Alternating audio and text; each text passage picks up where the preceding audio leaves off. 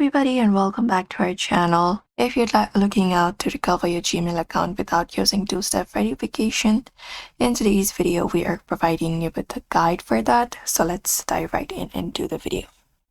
You may start by opening up a browser and directly head over the recovery piece of Google, which is this right here. So you can head over to accounts.google.com/sign-in/recovery, and this is the page you should be finding.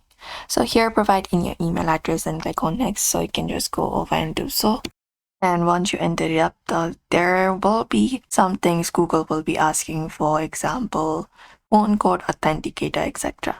So if you do not want to use your authenticator or your phone code, what you need to do is select this option of try another way to sign in. And once you select that option, you may provide in other details.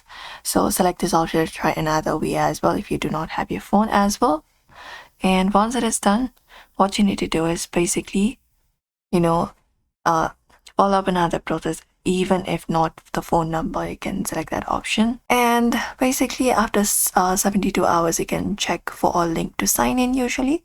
And Google needs to make sure that the account really belongs to you.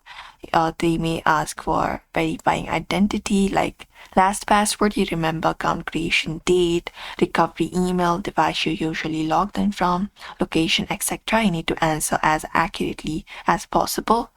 And you can just go over and enter up the code and wait for the Google to review, and you will be getting an email with account recovered.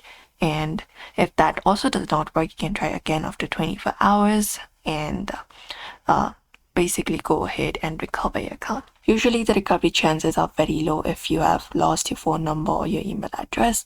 So you can just go over and follow this process, and even if you do not have two-step verification on like method available, you can try out the solution. So we hope this video was helpful. Make sure to give this video a like and also subscribe for more tips and tutorials.